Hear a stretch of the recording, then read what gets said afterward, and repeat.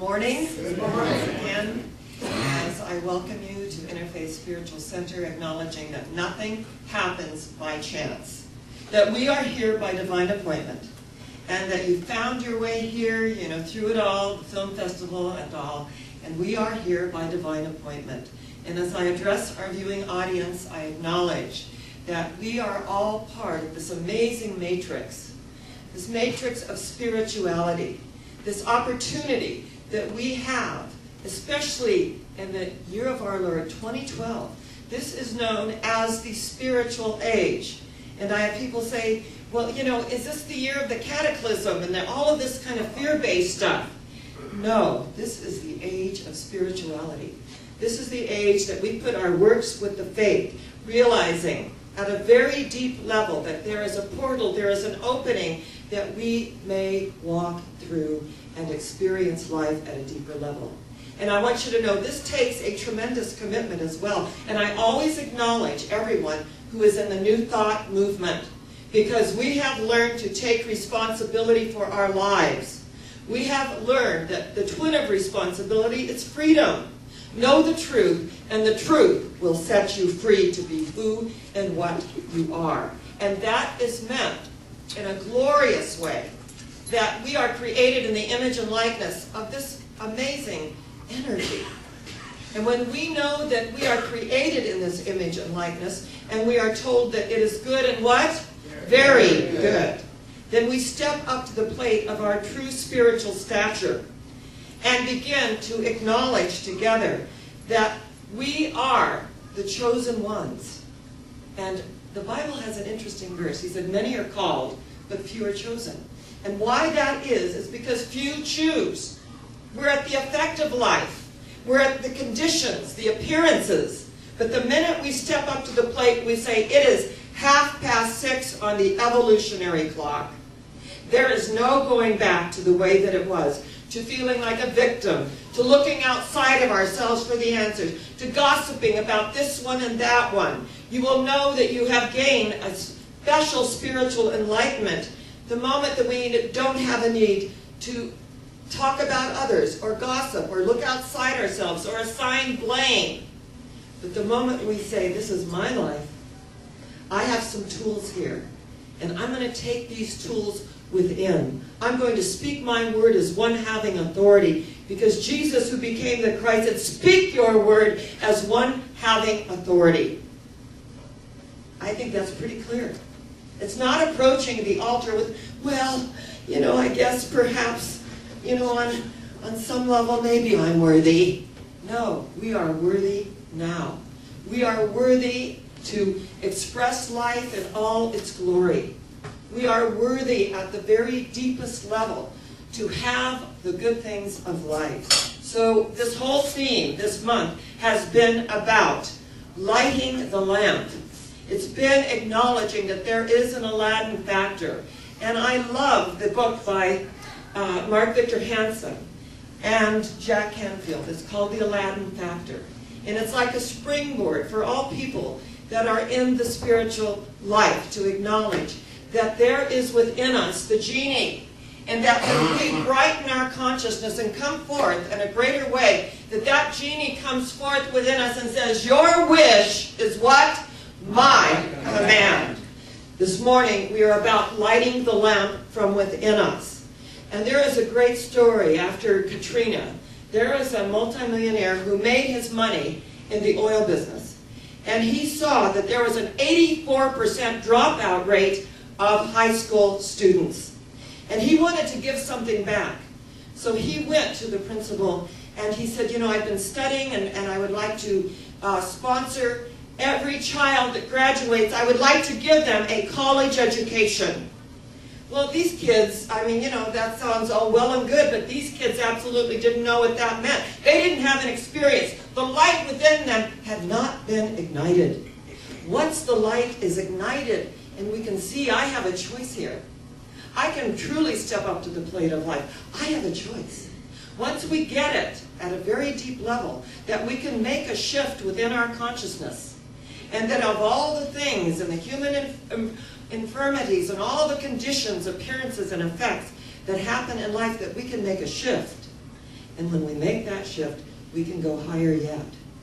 So interestingly enough, he had each student in the college take one of the kids in high school and sponsor them. So they followed them around. They followed them to the cafeteria, to the gym. They hung out at the student union. They went to the library. They had a complete sense of what it was to be in college. Something was ignited. And within a couple of years, that 84% that was not graduating and not going to university or any kind of secondary school beyond high school, they were ignited in such a way that they absolutely got it.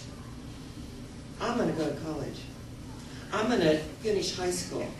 And this multimillionaire sponsored every single young adult that wanted to go to college, so that the percentage dropped from 84%, think of it, 84% to less than 20%. I think that is just absolutely miraculous, because what happened? Something was ignited within them, the light was lit. I know I have a choice here. I know at a deep level that I can move forward, that I have a chance here. And if we look at our everyday lives and all the things that are going on the planet right now, you turn on the news and it's always gloom and doom and the economy and famines and wars and rumors of wars. But beyond that human condition, there is a ground of being. And that ground of being is peace. And whenever I read something on Facebook that is negative, I jump in and I say, as light workers, we have to hold the space of truth.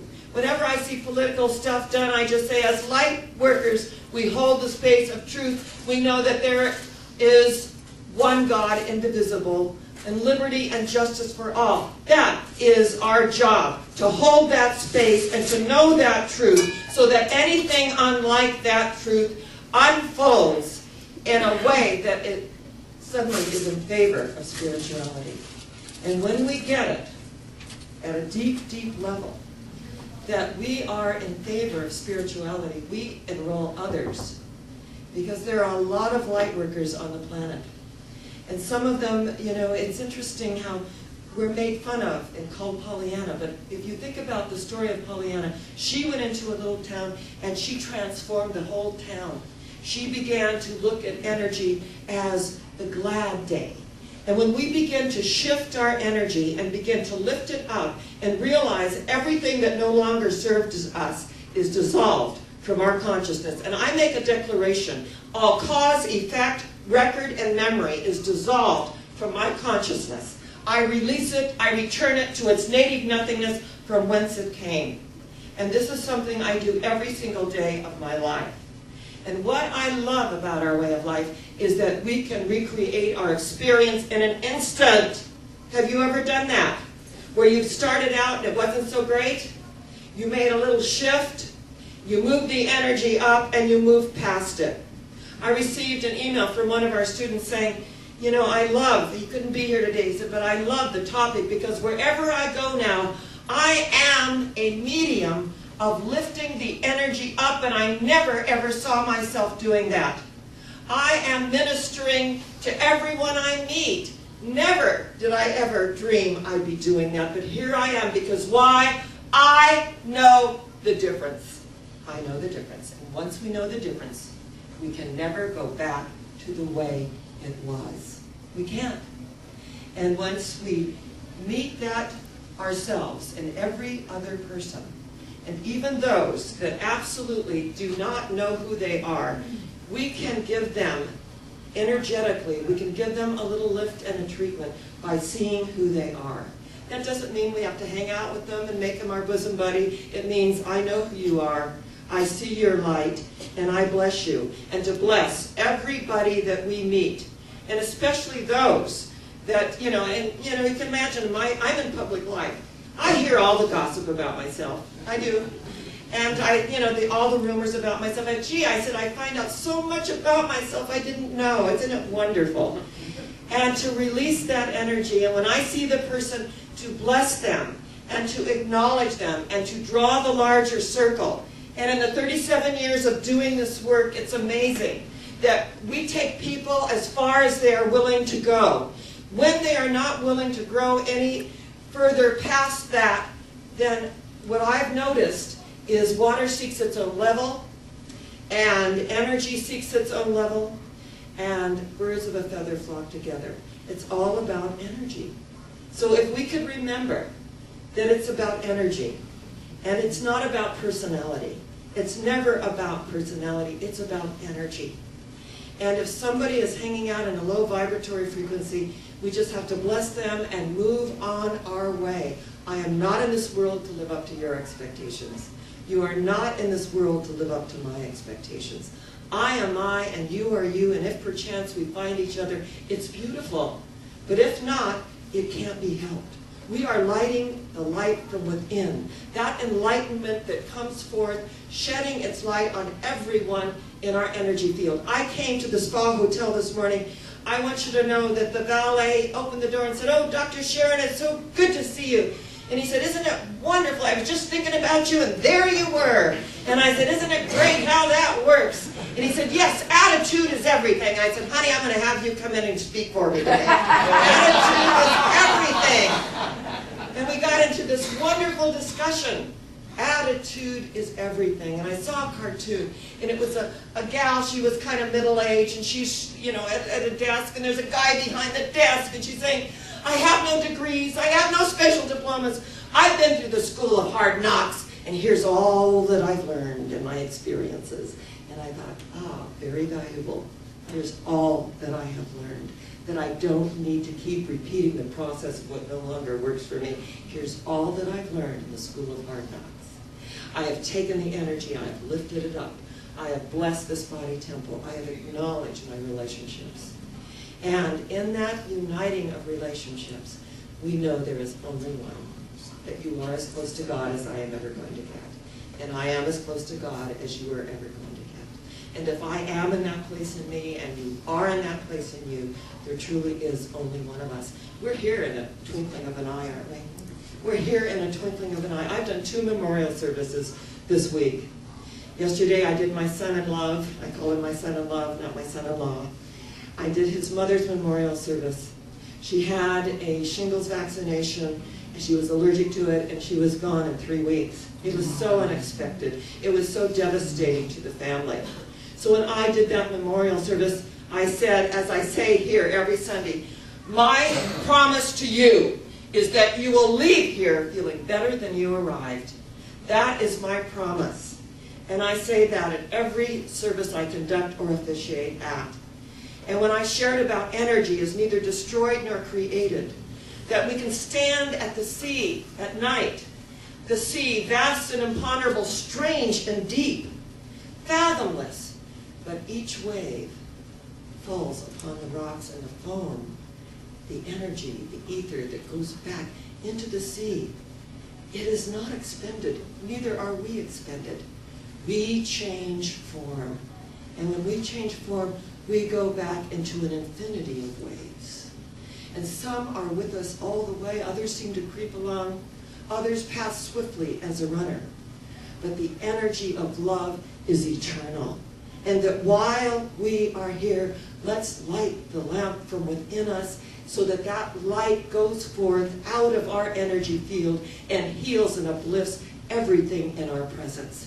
That this is our commitment as light workers, as people in this way of life. And after I finished my service, I had a couple come up to me and say, "Are you in religious science?" And I said, "Yes, I graduated. I was actually the president of the United Church of Religious Science." And he said, "I just knew it." He said, "Because we go to the Huntington Beach Church of Religious Science, and when you said, 'and so it is,' I thought she is in religious science." And I said, "Who is your minister?" And he said, "Reverend David Fears." And I said, "Oh, he was my student.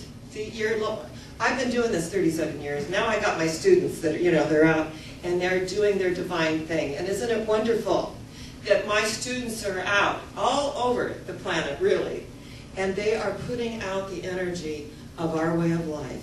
that thoughts are things, that words are molds, that love points the way, and law makes the way possible. And when we understand that we light the lamp from within, that enlightenment, remember, enlightenment is the energy of Christ consciousness, the universal love principle. Buddha said, man, woman is the result of all that they have thought. And one of my favorite legends, and I love it, it's about the Northern Lights and how the medicine man would wave his wonderful blanket, and then the Northern Lights shone, and they thought he was responsible for the Northern Lights, and they came faithfully at dawn as he waved the blanket. The Northern Lights appeared, and one day he slept in. And guess what happened? The Northern Lights came out anyway. That's right. And they got it. I can wave my own blanket, right? That's what I love about our way of life. You give a man bread, you feed him for a day. You teach him how to plant, you feed him for a lifetime. Is that you take these principles, you run with these principles, you integrate these principles into your daily life, which is your temple and religion. And yes, there are disappointments, and there are sadnesses, and there are tears. But I shared yesterday at the Celebration of Life service for Shirley, I said, isn't it wonderful that we can celebrate her life, that we can come together, and we can know in the twinkling of an eye all that we shared, that one day we will cease weeping that it's over. We will begin to rejoice that it happened. And when we can rejoice that it happened, we lift that energy to such a high frequency. And my beloved Larry, who was just so precious through it all, and my little grandson Tyler, he said, well, he told us, Daddy, I'm going to go to Santa Claus, and I'm going to tell him, and he's 2, I'm going to tell him to make Grandma Shirley better, and he will. And I was sharing this with Kay Schreiber, who is really a mystic in our midst. She is an amazing, amazing intuitive, and we've had her speak many times. She said, I'm so glad that he knows that Santa is God. Now, someone might take issue with that, but what we know is the love principle. In any form, shape, or any disguise, it's all God. I saw a man today who didn't have a smile. I gave him one of mine, because he is my Christ in disguise. It might be distressing disguise, but it is a disguise, and I see it, and I bless it, and I embrace it. So today, how many of us are lighting the lamp from within? How many of us feel that joy, which is the most infallible sign of the presence of God, that no matter what is operating in our life, that we make a new choice today, the choice for life, the choice for spiritual enlightenment, to be awake in our life, to go forth with that knowingness that this is the day the Lord hath made, and I consciously choose to rejoice and be glad in it. And so it is. It is an honor and a privilege to be with you today. I love meeting here. I love the intimacy of this space, and I love you. God bless you, and what I know is we are going what? Higher yet. I'm so glad we know that. God bless you.